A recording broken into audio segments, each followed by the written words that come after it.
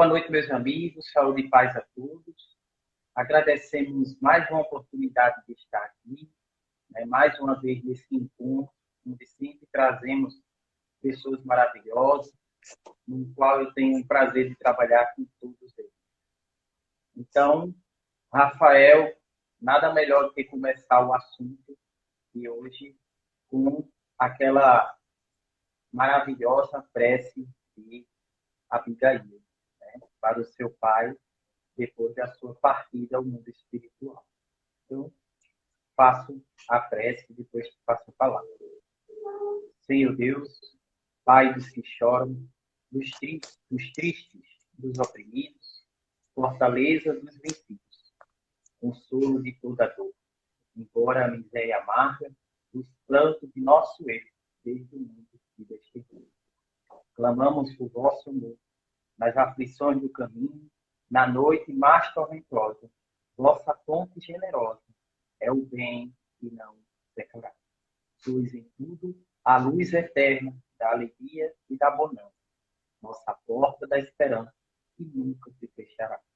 Quando tudo nos despreza, no mundo da iniquidade, quando vem a tempestade sobre as flores da ilusão, ó Pai, sois a luz divina, o canto da certeza, vencendo toda a aspereza, vencendo toda a aflição. No dia da nossa morte, no abandono ou no tormento, trazei-nos o esquecimento da sombra, da dor, do mal. Quitamos a luz da vida, renovada e redimida, na paz ditosa e imortal. Rafael, eu passo a palavra para você com uma pergunta bem difícil, né? Sobre Paulo, e é o seguinte: que deserto foi esse que Paulo passou e qual a comparação desse deserto para o mundo atual que estamos vivendo? Fala para nós aí, esse deserto que Paulo viveu. Bom, Adriano, quando a gente vai refletir sobre o deserto de Paulo, no primeiro momento, e acho que qualquer outro tema que refletiremos dentro do Paulo Estevão ou dentro do Evangelho do Novo Testamento, é necessário a gente não ficar apenas no local e no tempo relacionado ao tema. Por exemplo, o tema é Paulo e o deserto. Não adianta pegarmos os 3 anos de Paulo e o deserto e querer entender o que aconteceu ali. Então, para a gente fazer a reflexão de Paulo no deserto e trazer isso para os nossos dias, eu vou contar a história voltando um pouco dentro do que é esse momento do deserto, né? Eu vou voltar algum tempo na história do livro Paulo Estevão, vou contar uma coisa que aconteceu, que passa muito despercebido para aqueles que estudam a obra, para aqueles que leem a obra, aliás, não para os que estudam, para que depois a gente consiga... O pessoal falou que minha imagem está embaçada. Deixa eu ver se melhora um pouco. Vamos fazer o seguinte, para melhorar. Você pode sair e eu te convido novamente. Sim, eu vou desconectar e entro de novo. Agora tá legal? Agora. Bacana. Agora tá Vamos real, lá então. Né? Oi? Agora tá real. Sim, sim. Agora tá melhor. Vamos lá. Bom, para a gente falar, deixa eu só ir ajustando aqui a câmera. Ótimo. Para a gente falar sobre esse período que Paulo passou no deserto, é muito importante, Adriano, a gente voltar um pouco no tempo e comentar alguns acontecimentos que tiveram e que tem total influência no deserto de Paulo e total influência no nosso deserto. E eu vou contar uma história que, para aqueles que muitas vezes leem Paulo Estevão, não conseguem perceber na primeira leitura o grau de importância. Talvez lembram do personagem, mas não percebem de fato a importância que aquele personagem teve na história do cristianismo.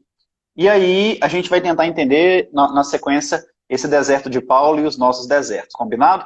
Se quiser me interromper, Adriano, para fazer alguma pergunta sua, das pessoas que estão nos acompanhando, você pode ficar à vontade, tá bom? Não tem problema nenhum. Fica tranquilo. É um bate-papo.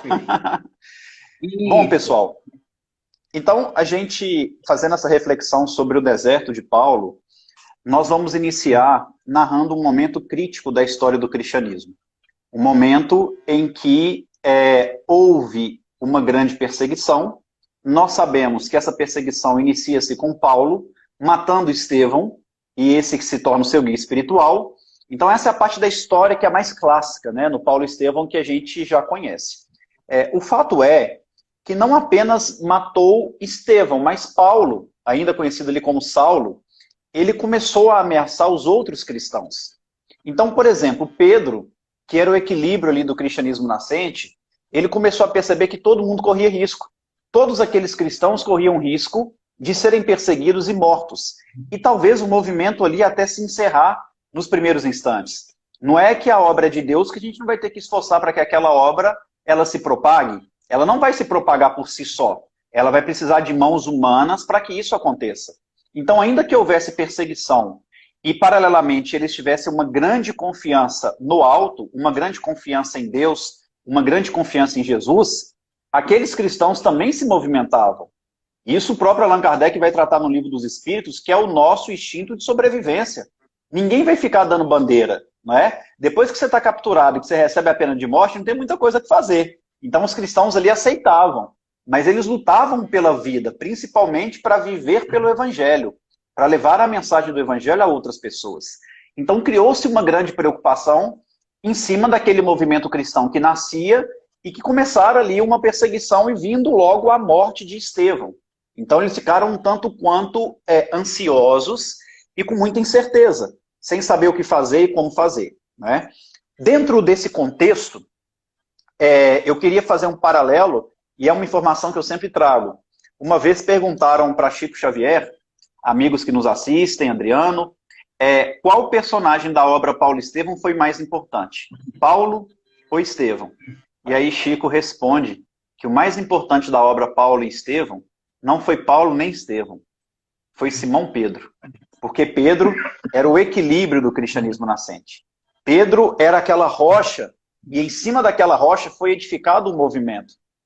Pedro era o cara que dava a palavra final nos processos de discussão, de dificuldade que tinha entre os próprios cristãos. Toda decisão séria passava pela mente, pelo coração e pela determinação de Simão Pedro. Então ele tinha um grau de importância muito grande. As nossos amigos aí já responderam também que era Pedro, né? Um grau de importância muito grande naquele movimento. E aí Pedro, fazendo as suas reflexões íntimas, certamente intuído, ele percebeu o seguinte, olha, se a perseguição parte dos fariseus, por que não chamá-los para conhecer o nosso trabalho de perto?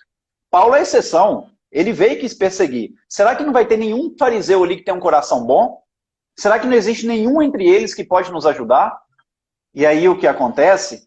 Ele lembra-se que havia um fariseu que era conhecido do movimento ali em Jerusalém por ser um cara tolerante, um cara que tinha um coração muito sensível. E aí ele não teve dúvida, eu vou convidar esse cara. Porque se ele é tolerante, se ele tem um coração sensível, ele vai nos ajudar muito. E então o que Pedro faz? Ele convida aquele fariseu. Quem era aquele fariseu, senão Gamaliel, um dos grandes doutores da lei?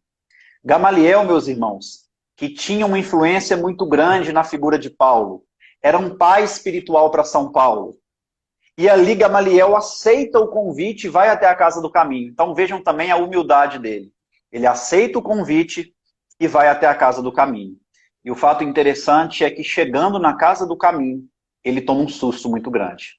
Ele começou a perceber que pela primeira vez um movimento religioso da terra havia se lembrado dos infortúnios ocultos, havia se lembrado dos miseráveis que passam fome, que passam sede, haviam se lembrado de alguém em que a sociedade esquecia, em que o movimento religioso não buscava acolher, oferecendo um leito simples, mas asseado, oferecendo acolhimento, oferecendo instrução. Então, logo na entrada que ele teve na casa do caminho, ele já começou a ficar surpreendido de forma positiva. E aí Emmanuel, né, esse grande evangelista, que nos leva para dentro da obra, ele faz um comentário fantástico, nos afirmando, Adriano, amigos que estão nos acompanhando, que havia sido inaugurado na Terra a verdadeira fórmula da benemerência social. A verdadeira fórmula da benemerência social. A virtude não era mais pregada atrás dos púlpitos confortáveis. atrás das cátedras, mas os religiosos saíam da zona de conforto e iam ao encontro dos aflitos.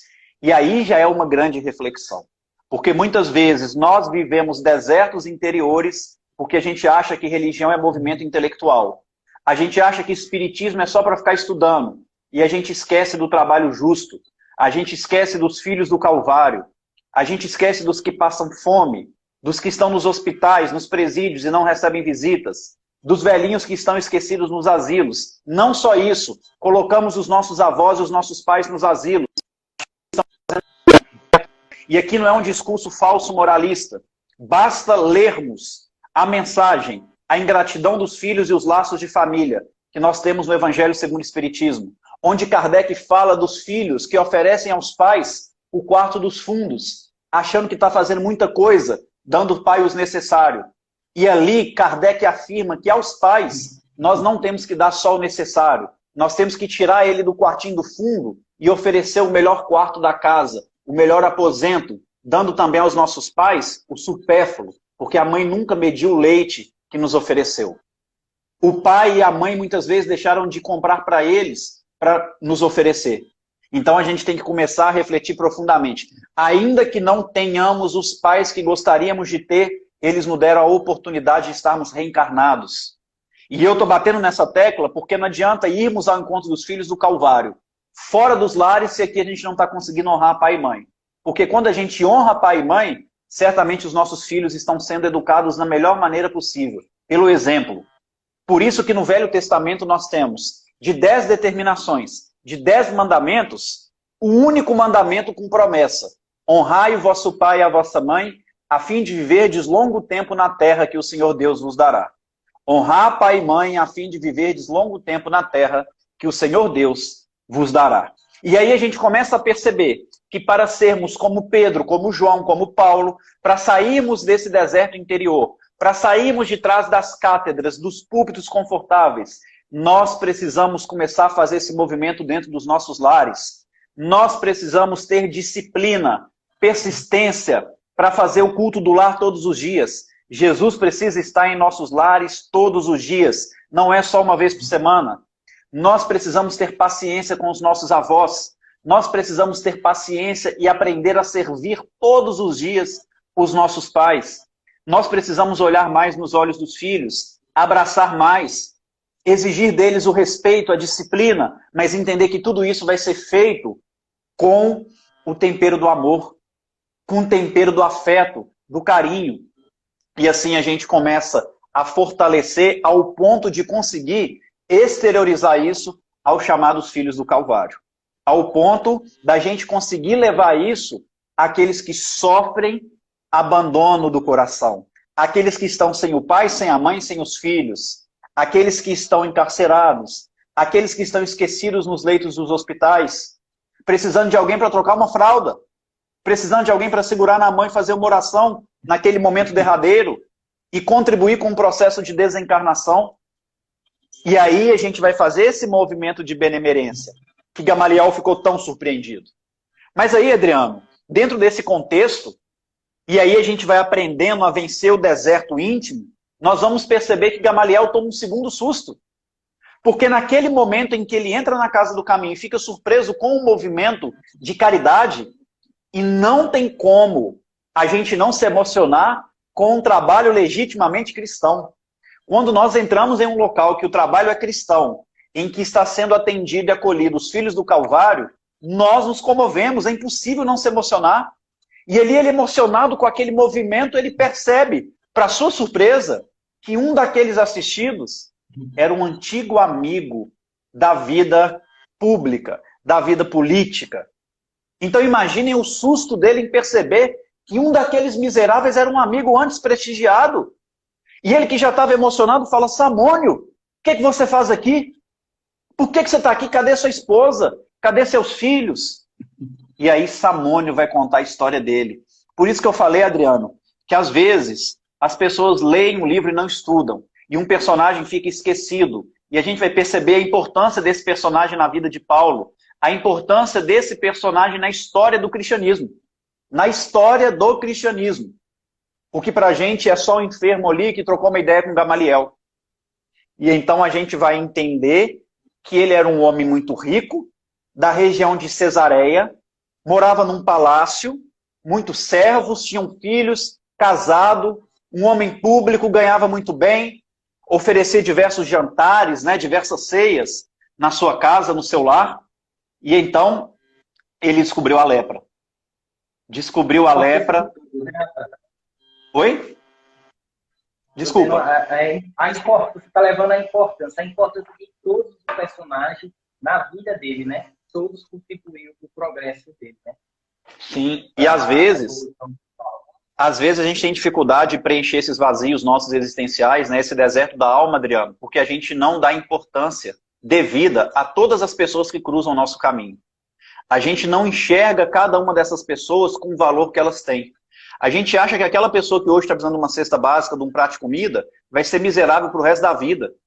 E a gente esquece que o próprio Estevão chega na casa do caminho como um homem que estava entre a vida e a morte. Um homem que não tinha pai, não tinha mãe, não tinha uma moeda no bolso e com uma enfermidade muito grave. Marca a história do cristianismo porque alguém acreditou nele. No caso, Pedro. Que quando o Tiago fala, olha, a casa está superlotada, são 49 enfermos, nós já não estamos conseguindo atender todo mundo, não vai ter como receber eles. Pedro vai e fala assim, o Cristo, a quem sirvo, nos recomendou que acolhêssemos todos os filhos que se encontram no sofrimento. O Cristo a quem sirvamos nos recomendou que acolhêssemos todos os filhos no sofrimento. Todos, não é? Não é um ou outro. Todos nós, né, todos nós viemos de uma oportunidade, né? O processo encarnatório da gente já é uma oportunidade, né? Exatamente. Inclusive, uma oportunidade, né? Allan Kardec pergunta para os espíritos na questão 171 do Livro dos Espíritos, onde está fundamentado o dogma da reencarnação. E aí os espíritos respondem, na misericórdia de Deus, que sempre deixa a porta aberta ao filho arrependido. Então a gente teve uma grande oportunidade diante da misericórdia do Pai. Portanto, o mínimo que a gente tem que fazer é o mesmo para o nosso semelhante.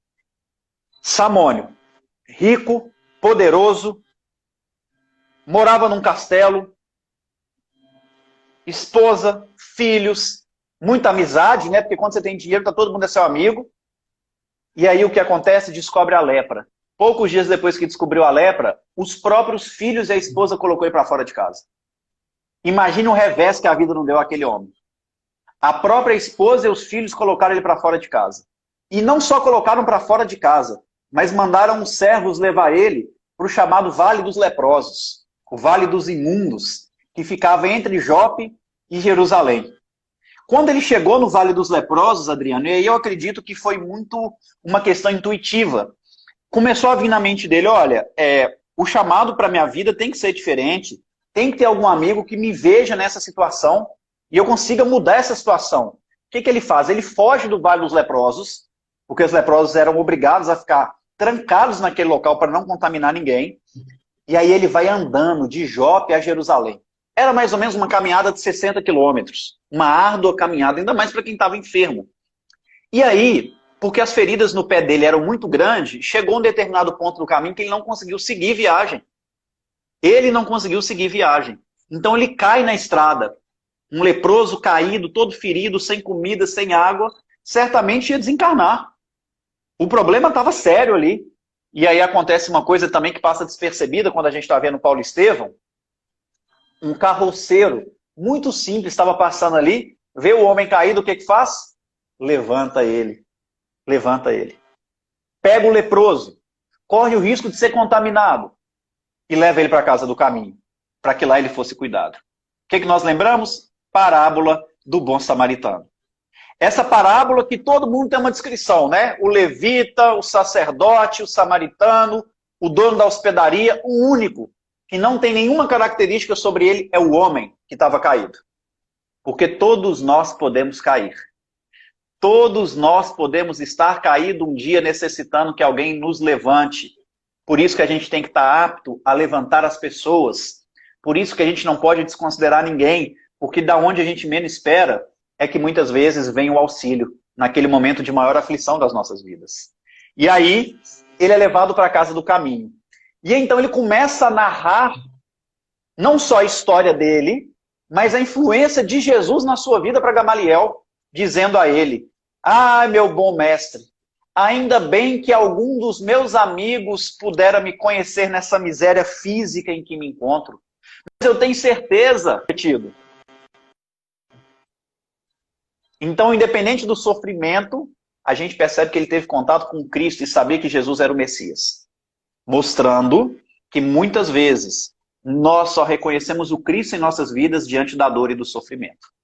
Naquele momento, Adriano, acontece um fato interessante. Gamaliel fala com ele assim: olha, pelo movimento que eu estou vendo aqui, Jesus parece ser um cara muito bom. Os seus seguidores, legais, bacana.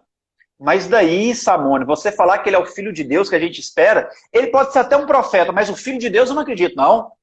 E aí Samônio, inspirado certamente por força maior, inspirado pela espiritualidade superior que ficava na casa do caminho, diz o seguinte ao nosso amigo Gamaliel: na câmara escura do sofrimento conheci Jesus.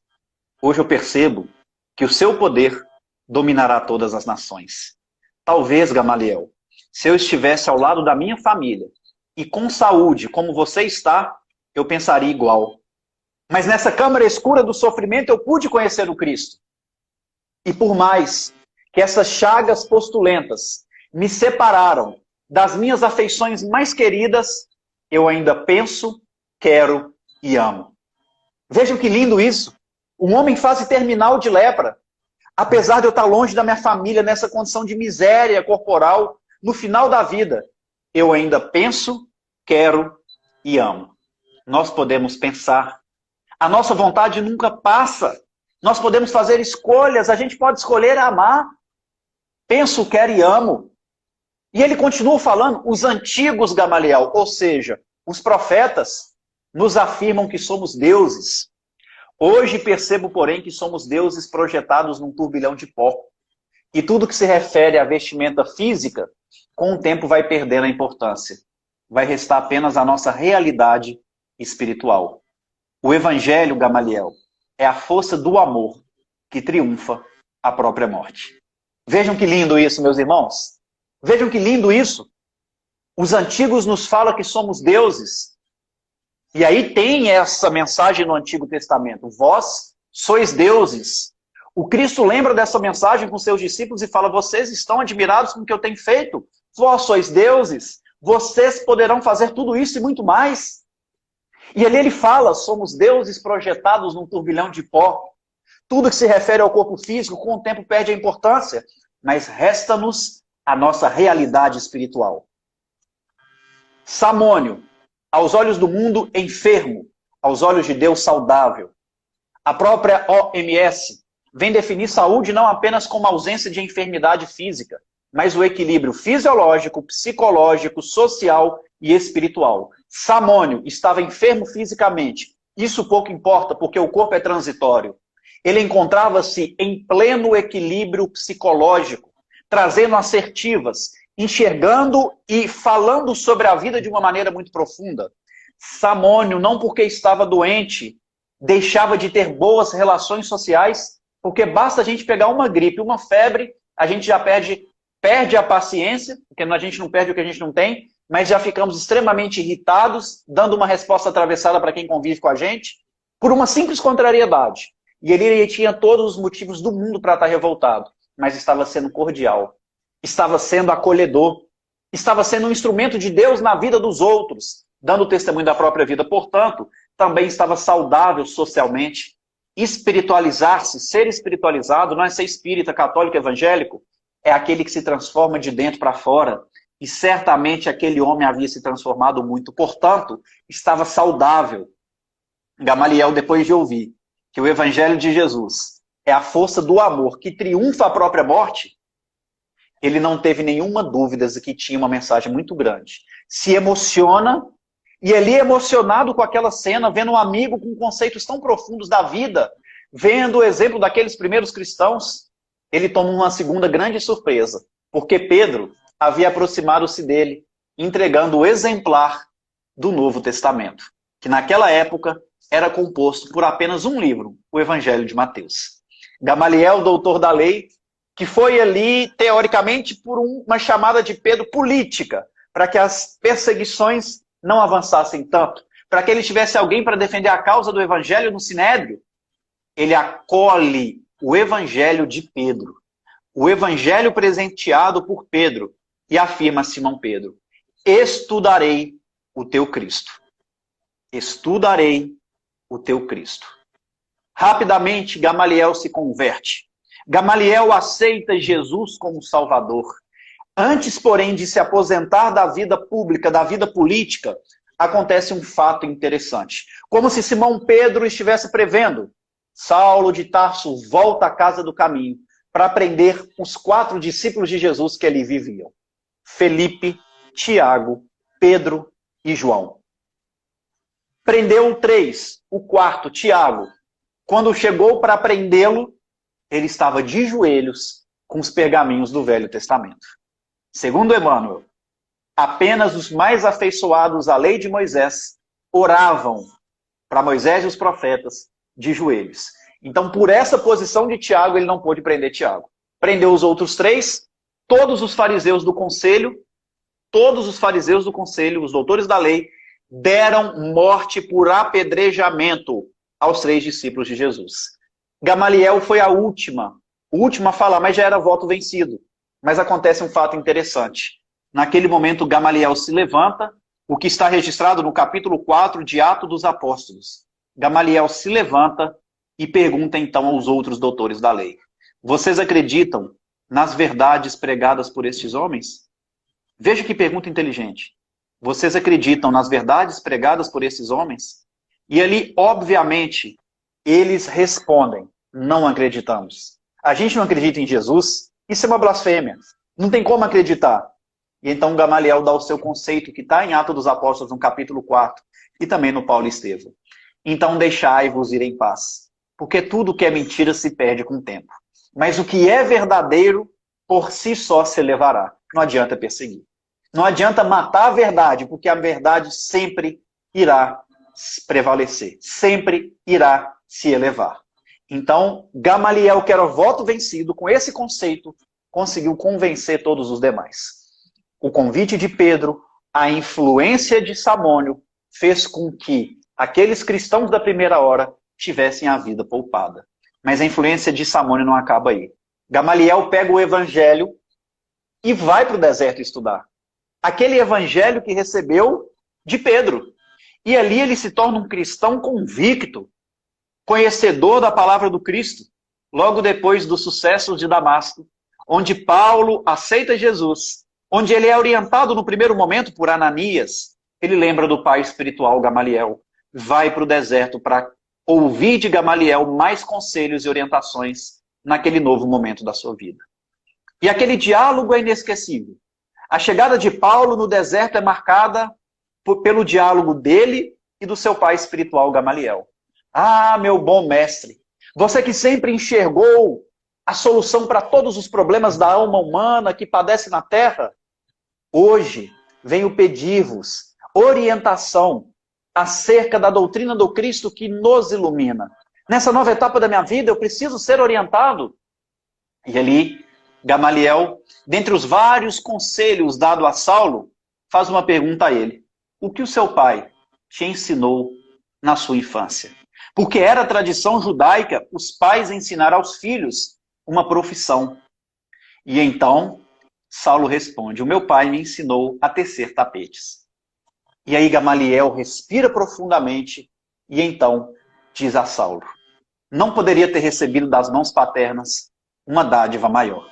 Porque toda família que é edificada sobre o temor a Deus e o valor do trabalho, essa família tem a bênção divina no lar. Então ele coloca 2 pontos para ser o alicerce dos lares. 2 pontos principais para que os lares sejam alicerçados, sejam rocha. Temor a Deus. Falem com os vossos filhos sobre Jesus. Apresentem Jesus aos filhos. Esse é um ponto. O segundo, o valor do trabalho. O valor de uma profissão, para mostrar que nada vem fácil, que as coisas são com luta, são com dificuldade. Hoje preocupamos muito em oferecer o estudo, que é extremamente importante e devemos oferecer aos filhos. Mas a gente não pode esquecer do valor do trabalho. A gente não pode esquecer de mostrar para os filhos que as coisas são difíceis. Que todo final de mês tem uma conta de água, de luz, que a compra no supermercado não fica barata. Que trabalhar não é fácil, é uma jornada exaustiva. Mas assim como o Velho Testamento nos recomenda, deveremos recomendar aos nossos filhos: comerás o pão com suor do próprio rosto.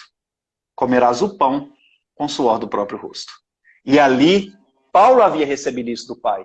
E Gamaliel então afirma para ele: meu filho, você é como o homem que procurava o ouro onde ele não existia. Você era como o homem que procurava o ouro onde ele não existia. Até agora, a sua única preocupação era ganhar dinheiro julgando a vida dos outros. Chegou o momento de você fazer sua parte. O seu problema, Saulo, é de trabalho, é de esforço pessoal. E aí a gente fica pensando que Saulo ter ido para o deserto, ele ficou tranquilo 3 anos só meditando no evangelho.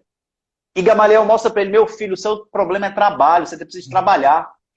Trabalhar profissionalmente, comer o pão com o suor do próprio rosto. Gamaliel ainda afirma para ele: você tem saúde, tem força. Precisa converter isso em favor de ti mesmo. Tem saúde e força. Precisa converter isso em favor de ti mesmo. Ele ainda afirma, Paulo, para Saulo, que o trabalho é o movimento sagrado da vida. O trabalho é o movimento sagrado da vida. O trabalho é o movimento sagrado da vida, meus irmãos. E ele ainda complementa dizendo que as tarefas apagadas são as grandes mestras do espírito. Então, quanto mais simples, mais apagada a tarefa, maior a instrução espiritual ela vai trazer para as nossas vidas. Paulo, então, se decide ir para o deserto. Mas acontece um outro fato muito interessante. Ao se despedir de Gamaliel, ele recebe um presente. Adivinhe que presente que ele recebe, Adriano? O evangelho que Gamaliel tinha ganhado de Pedro. Sentiram a influência de Samônio na história de Paulo? Gamaliel só aceita aquele evangelho porque ele se emocionou vendo um amigo. Gamaliel só chora e fala com Pedro: estudarei o seu Cristo, porque ele ficou extremamente comovido vendo o amigo naquela situação, trazendo conceitos tão bonitos de espiritualidade e vida. Conceitos de espiritualidade e vida. E ali aquele evangelho já estava guardado.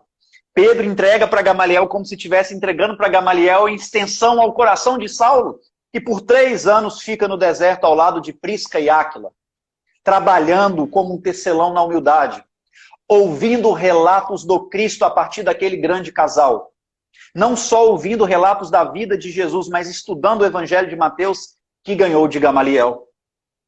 E aí a gente começa a pensar no deserto, que certamente trouxe muitas lições para Paulo.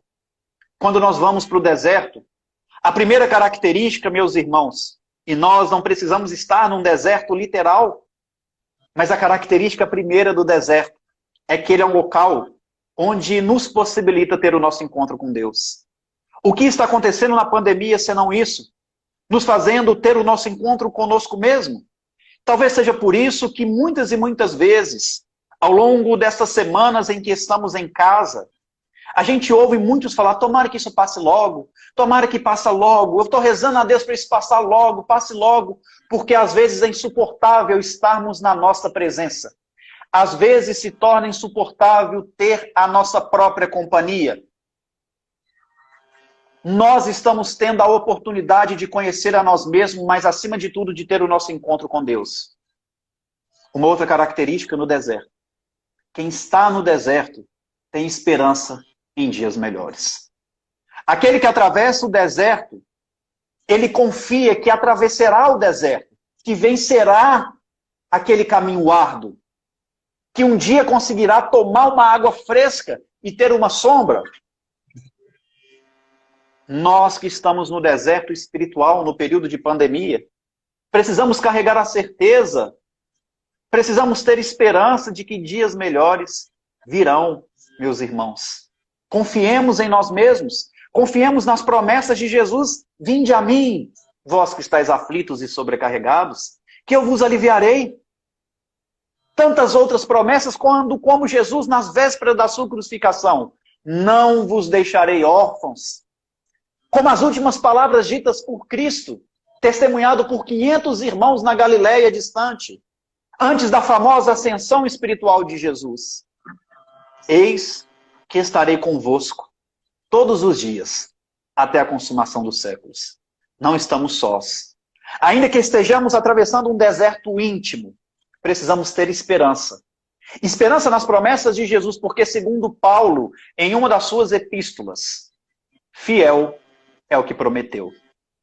Mas para vencermos o deserto, precisamos refletir no que estamos levando na nossa bagagem.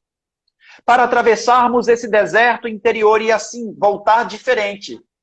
Após a pandemia, precisamos pensar o que estamos carregando na nossa mochila. Porque a gente tem que levar aquilo que está na medida certa, extremamente necessário. Porque se encher muita mochila para atravessar o deserto, você não vai ter força suficiente para vencer o deserto. Você não vai conseguir atravessar aquele período difícil. E o que muitas vezes traz peso é a nossa viciação espiritual em querer que o reino do céu se faça na terra, de forma imediata. É a nossa viciação espiritual de abrir o Evangelho, crendo que o Evangelho é um livro material, para satisfazer as nossas vontades da terra, para satisfazer os nossos egoísmos. O Evangelho é um livro para o espírito imortal. Estamos aqui de passagem, a vida é um sopro, passa muito rápido. E a gente tem que começar a esvaziar essa mochila, deixar mais leve, ser feliz com o necessário. Ouvir o chamado de Jesus no Sermão da Montanha. A cada dia basta o seu mal. Observai os pássaros no céu. Não semeiam, não colhem, nem juntam no celeiro. Deus, porém, não deixa para que falte a eles o necessário. Observai os lírios no campo. Nem mesmo o rei Salomão se vestiu com tamanha beleza. Vós sois muito mais diante da criação. Que sejamos satisfeitos e felizes com o necessário que temos, com o necessário que Deus nos oferta, a fim de que a nossa caminhada seja mais leve, a fim de que possamos vencer esse deserto com uma facilidade maior. Outra característica do deserto. Você pode estar no deserto ao lado de 2, 3, 4, 5 pessoas, dentro do seu lar, cada um no seu deserto. Quando você atravessa um deserto literal, cada pessoa tem uma visão do deserto. Às vezes, vai ter um que vai ter uma miragem e ver uma árvore frondosa. O outro vai ver uma fonte de água limpa para matar a sede. O outro vai enxergar um McDonald's, porque está com fome. Não é? Vai querer comer um sanduíche no deserto. Cada ser humano tem uma visão diante da sua intimidade. Cada ser humano tem uma visão diante do deserto. Respeitamos as diferenças para conviver melhor.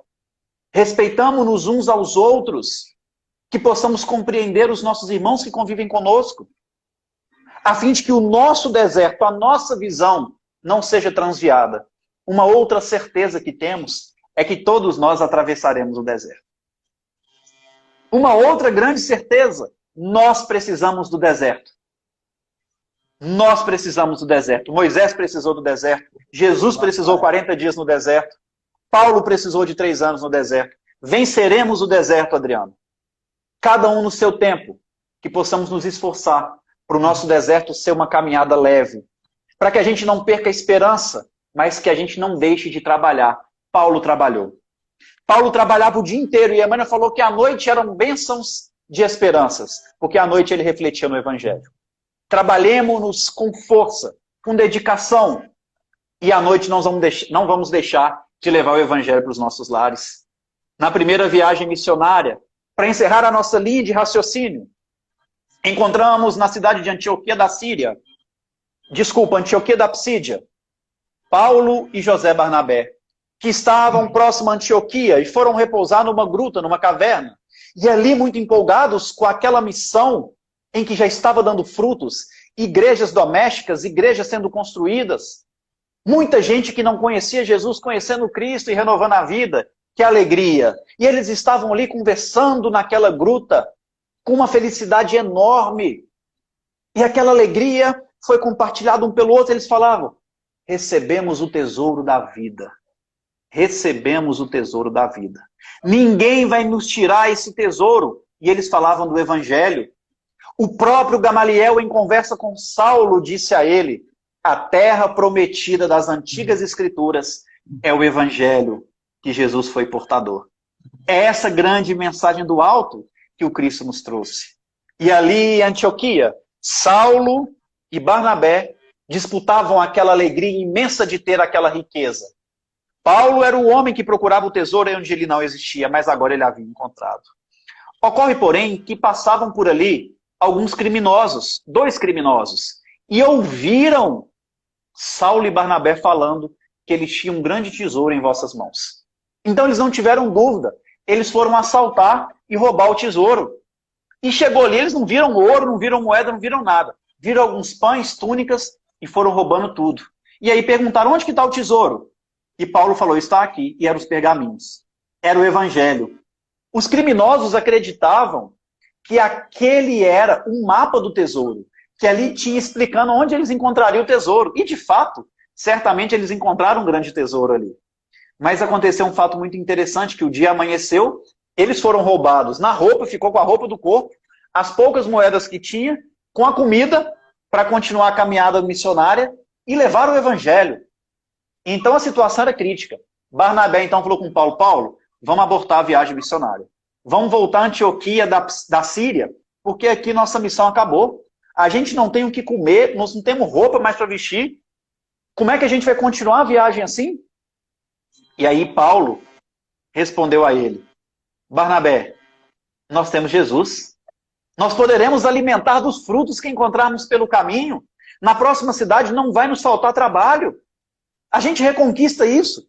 E muitas vezes, Adriano, a gente quer desistir da nossa caminhada, do nosso deserto íntimo, porque está faltando coisas materiais, sendo que Deus nunca vai deixar faltar o necessário para a gente sobreviver.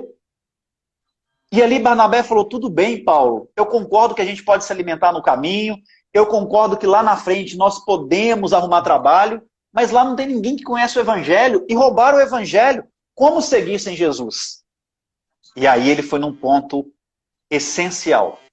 Como seguirmos sem Jesus em nossas vidas? A gente pode ter falta de tudo no que se refere às questões materiais. Mesmo assim a gente consegue seguir, espiritualmente falando. Mas se falta Jesus, a gente vai ter dificuldade. Naquele momento, Adriano, Paulo começou a rir e chorar ao mesmo tempo de emoção. E então ele disse para Gamaliel: nós podemos continuar então, meu irmão, porque a gente tem um tesouro da vida.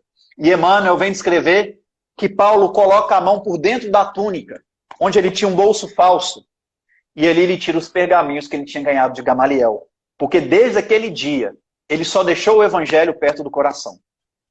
E aí ele mostra os pergaminhos e fala com Barnabé: vamos seguir, porque a gente tem tudo. Vamos seguir porque a gente tem tudo. Emmanuel comenta, fechando o capítulo, o seguinte: era profundamente comovedora a fidelidade que os primeiros discípulos tinham com Jesus Cristo. Era profundamente comovedora a fidelidade que os primeiros discípulos tinham com Jesus Cristo. Meus irmãos, que possamos ter a certeza de que muitas vezes vai nos faltar o necessário, o supérfluo. Muitas vezes a gente não vai ter a comida que gostaríamos de ter. O que para a gente é o necessário. O necessário é eu comer carne todo dia, ou comer um peixe, um ovo. Às vezes vai faltar. Às vezes vai faltar o dinheiro para pagar uma conta. Às vezes teremos perdas de entes amados. Muitas vezes perderemos o trabalho.